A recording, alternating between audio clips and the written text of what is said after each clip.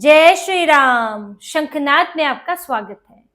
शरद पवार की पार्टी में जोर शोर से चर्चा चल रही है, आपस में बातें चल रही हैं कि कांग्रेस में जाएं या बीजेपी में, जहां संजय राउत जैसे डबल एजेंट वाले शरद पवार के भी सलाहकार बने रहते हैं और कुछ नेता कांग्रेस की तरफ बात कर रहे हैं, वहीं विधायक सांसद एनडीए की तरफ जाना चाहते हैं। और जब ये कश्मकश चल रही है तो ऐसे में शरद पवार को बगावत का डर सता रहा है, क्योंकि इनके विधायक सांसद कांग्रेस में नहीं जाना चाहते। और उद्धव ठाकरे के साथ जो हुआ है, अब इसके बाद इनके 5 सांसद भी बगावत करते नजर आ रहे हैं। देखिए, एक को देख के दूसरा जो है वो खरबूजे को देख के खरबूजा रंग बदलता है वाली बात है। तो जब उद्धव ठाकरे के जा सकते हैं तो शरद पवार के क्यों नहीं? उनको तो पिछले साल से ही ऑफर मिल रहा है और अब 5 सांसदों की बात आ रही है। 2/3 की बात करें तो 5 या 6 बनता है। इसमें 5 सांसद भी 2/3 में माने जा सकते हैं, क्योंकि इनके 8 सांसद है कुल मिला के, और हो सकता है कि इससे ज्यादा भी जुड़ जाए। और शरद पवार को अब डर इतना लग रहा है कि उन्होंने आपात बैठक बुलाई थी 19 जून को। शरद पवार के खेमे की आपात बैठक थी और इन्होंने संपर्क अभियान शुरू कर दिया। संपर्क अभियान क्या है? संपर्क अभियान है कि जिन विधायकों से हम मिल नहीं रहे थे, जिन सांसदों को हम पूछ नहीं रहे थे, पार्टी जैसे तैसे ऐसे ही पड़ी हुई थी, अब उनसे बात करना शुरू करो। जो उद्धव ठाकरे ने गलती की कि उन्होंने अपने सांसदों से बात करने के लिए संजय राउत को छोड़ दिया और संजय राउत ने कुछ नहीं किया, वो अपनी गोटियां सेट करते रहे। उद्धव ठाकरे, अब अंतिम में जाकर आप मुलाकात भी कर रहे हो तो उससे क्या फायदा? आप सिर्फ भावुक करके किसी को नहीं रोक सकते हो, कुछ ठोस बात होनी चाहिए, और ठोस देने के लिए आपके पास कुछ है नहीं। समय पर आपने बात की नहीं, इसलिए अब उद्धव ठाकरे भी जुट गए हैं विधायकों से बात करने के लिए, विधायकों की बैठक बुलाई थी। इसी तरह अब शरद पवार भी बैठकें बुला रहे हैं सांसदों की, विधायकों की। उन्होंने अभी हाल ही में आपात बैठक ली, एक इमरजेंसी बैठक ली और सबको बुलाया, बातचीत की। अब एक एक करके अलग अलग समूहों से बात करेंगे, निकलेंगे बाहर। रोहित पवार भी बाहर निकलेंगे, सुप्रिया सुले निकलेंगी और बैठक करके जायजा लेंगे कि भाई मन में क्या है पार्टी के। क्योंकि अभी तक ये शरद पवार की पार्टी इस आधार पर नहीं चल रही थी कि आपके लोग क्या चाहते हैं। अभी तक चल रही थी कि सुप्रिया सुले क्या चाहती है, रोहित पवार क्या चाहते हैं। क्योंकि अजीत पवार से जो गठबंधन होना था, जो विलय होना था, गठबंधन नहीं होना था, वो किसने रोका? सुप्रिया सुले और रोहित पवार ने। शरद पवार की सहमति रही, क्योंकि इन्हें लग रहा है कि सुनेत्रा पवार ज्यादा समय संभाल नहीं पाएंगी, विद्रोह हो सकता है पार्टी में, और जब पार्टी बिखरेगी तो फिर आखिर में उन्हें हमारे पास विलय करना पड़ेगा, शरद पवार की शरण में आना पड़ेगा, और फिर रोहित पवार जो है वो सर्वे सर्वा बनेंगे। लेकिन क्या आपके सांसद विधायक इंतजार करने के लिए तैयार हैं? ये कब होगा किसी को नहीं पता, कितना समय लगेगा। अब सुनेत्रा पवार और पार्थ पवार जिस तरह से एक्टिव हो चुके हैं, संभाल रहे हैं, और पार्टी पर अब फिर से वही अजीत पवार के परिवार का नियंत्रण दिख रहा है, और जिस तरह से बीजेपी का सपोर्ट है वो भी मायने रखता है। हो सकता है कि बिखर भी जाती, लेकिन आपको एक बड़े पार्टी का सपोर्ट है और आप सरकार में बने हुए हैं, तो जो विरोध के स्वर होते हैं वो भी दब जाते हैं। तो इससे लग तो नहीं रहा है वो बिखरती हुई, अब बिखरती हुई तो आप ही की दिख रही है। तो यहाँ पर अब इनके सांसद विधायक अपना फैसला लेने के लिए मजबूर हैं। ऊपर से कांग्रेस में विलय की बात आ गई। अब कोई क्यों जाना चाहेगा? डूबते जहाज में कोई क्यों सवार होना चाहेगा? ये तो पवार परिवार की तो स्थिति अलग है, लेकिन बाकियों की स्थिति तो ऐसी नहीं है। हर कोई तो उसमें जाना चाहेगा जो सरकार में है, और इसीलिए सब खुश थे। अजीत पवार के निधन से पहले जब बातचीत चल रही थी, लगभग फाइनल स्टेज पर थी, तो उनकी पार्टी में खुशी थी, जिसको भी ये जानकारी थी कि भाई अब चलो सत्ता में बैठेंगे।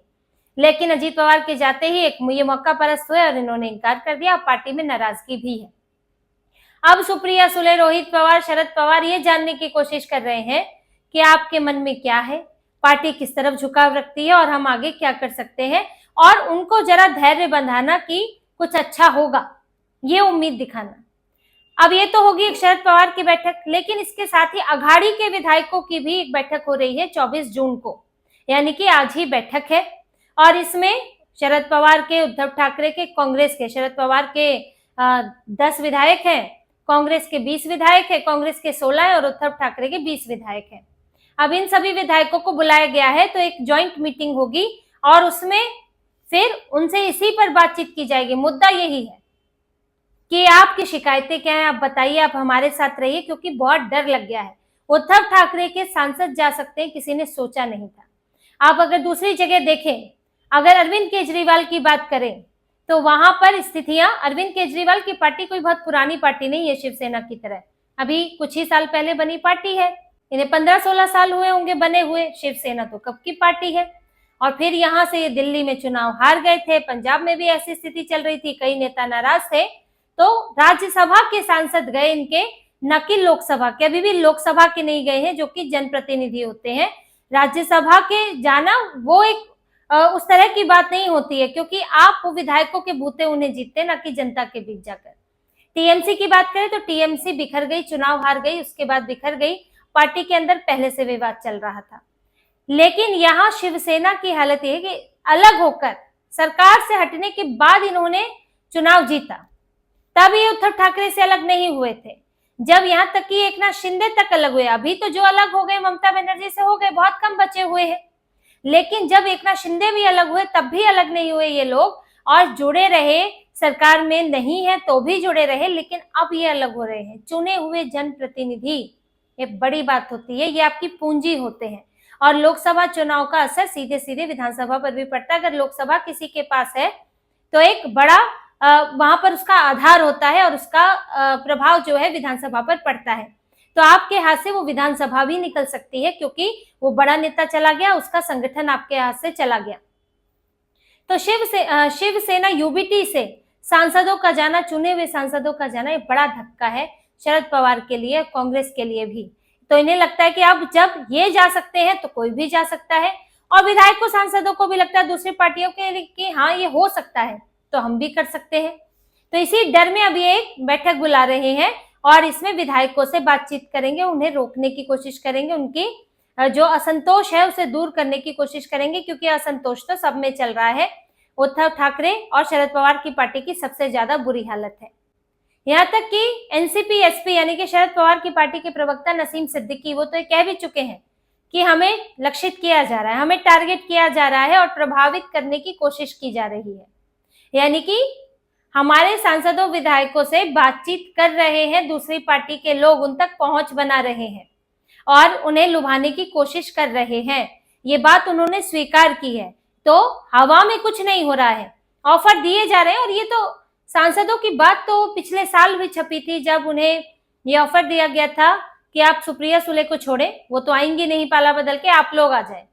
लेकिन तब कम से कम तब इनको कुछ उम्मीद थी, ये भी उम्मीद थी कि हो सकता है अजीत पवार के साथ विलय ही हो जाए, तो फिर हमें पाला बदलने का इल्जाम कम से कम हमारे ऊपर नहीं लगेगा कि हम शरद पवार को छोड़कर जो है एनडीए का हिस्सा बन गए। लेकिन अब तो जो विलय है उसकी स्थिति दिख नहीं रही है, तो फिर पाला बदलना ही पड़ेगा। तो इन तक पहुंचा जा रहा है, बातचीत की जा रही है, ऑफर दिया जा रहा है।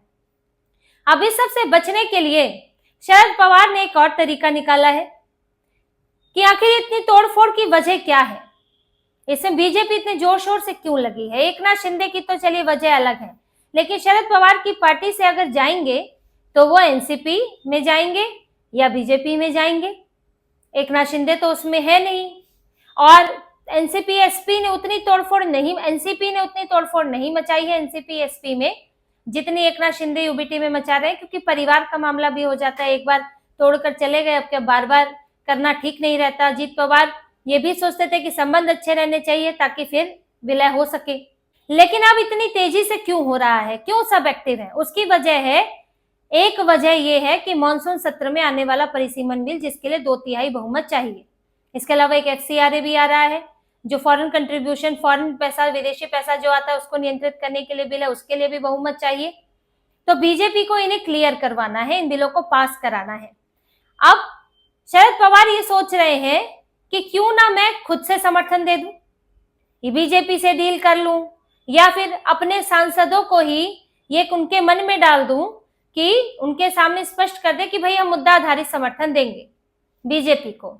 हमें ऐसा नहीं रहना है कांग्रेस की तरह कि अड़े हुए रह गए कि नहीं जी, हर किसी भी बात पे सपोर्ट नहीं करेंगे, अच्छा बुरा कुछ होगा हमको तो विरोध ही करना है। तो हम ऐसा नहीं करेंगे, हम एनडीए को मुद्दा आधारित समर्थन देंगे। तो इससे क्या होगा, इससे ये होगा कि अगर बीजेपी को मुद्दा आधारित समर्थन ऐसे ही मिल रहा है तो हो सकता है कि वो सांसदों को दूसरे तरीके से लेने की कोशिश ना करे और सांसद भी अब ये ऑफर ना कर पाए कि भाई देखिए हम आपको मानसून सत्र में मदद कर सकते हैं, तो उनके पास भी ऑफर करने के लिए कुछ खास ना रहे। और एक समस्या ये भी उनको लगती है कि भाई आप संबंध इतने बिगाड़ के बैठे हैं कि हम अभी तो विलय जो तोड़ दिया उसके बाद संबंध और खराब हो गए कि हम जो है जो सरकार में है उनसे हमारी बातचीत मुश्किल होती है, हमें फंडिंग की भी समस्या होती है, हमारे काम भी रुके रहते हैं। तो अगर हम कुछ चीजों में जो कि जेन्युइन चीजें हैं, सही चीजें, हम उसमें समर्थन कर देंगे तो एक अच्छा तालमेल बना रहेगा। तो कुछ इनके विधायक सांसद ये भी चाहते हैं। तो शरद पवार जो है इस उम्मीद को पूरा करना चाहते हैं, इस मांग को पूरा करने की कोशिश कर सकते हैं कि हम मुद्दा आधारित समर्थन करेंगे। तो किसी भी तरह किसी भी हाल में इन 8 सांसदों को रोकना चाहते हैं। लेकिन देखिए स्थितियां बड़ी विकट है उनके लिए। मुद्दा आधारित समर्थन कर देने से ये चीजें रुक जाएंगी जरूरी नहीं है, क्योंकि वहां से एनसीपी को तो चाहिए। सुनेत्रा पवार और पार्थ पवार को अब पार्टी पर अपना नियंत्रण भी करना है और उसके साथ साथ उसे मजबूत भी करते चलना है। इसलिए सुनेत्रा पवार, पार्थ पवार अमित शाह से मिले भी थे, गृह मंत्री से मिले थे। हो सकता है कि कोई सूची भी लेकर गए हो, ये भी बात चल रही थी कि इनके विधायकों की सूची लेकर गए, सांसदों की सूची लेकर गए हैं। लेकिन सूची तो खैर छोड़िए, बातचीत जरूर हुई है इस बारे में कि हम ऐसे ऐसे संपर्क किया जा रहा है और ये चीजें इतनी सफल हम इसमें हैं। जैसे कि एकनाथ शिंदे भी इस बीच बार बार दिल्ली आए और उन्होंने अमित शाह से इस पर बात की। आप बीजेपी की मंजूरी के बिना तो ले नहीं सकते हैं। तो इनके लिए मुश्किल है कि ये रोक पाए। और अभी लंबा समय है, चुनाव अभी 6 महीने बाद नहीं है, चुनाव होने में अभी 3 साढ़े 3 साल का समय है। और ऐसे में इतना सांसद विधायक इतना इंतजार करें कि सत्ता का हिस्सा ना रहे तो ये मुश्किल होता है किसी के लिए भी, क्योंकि कितना आप रहेंगे और उसमें भी आगे जाकर भी आप जीतेंगे नहीं जीतेंगे इस पार्टी से वो भी नहीं लगता है। फिर कांग्रेस में विलय को लेकर तो और असहज है। तो शरद पवार ये कुछ कोशिशें कर रहे हैं पर लगता नहीं है कि उनकी कोशिशें ये सफल हो पाएंगी। इनका भी उद्धव ठाकरे जैसा हाल हो सकता है और इनके सांसद और आगे चलकर विधायक इनकी पार्टी छोड़कर एनडीए का हिस्सा बन सकते हैं। तो इसी तरह की और खबरें और विश्लेषण आपके लिए लाते रहेंगे। हमसे जुड़े रहिए, सब्सक्राइब कीजिए, कमेंट कीजिए। बहुत बहुत धन्यवाद। जय श्री राम।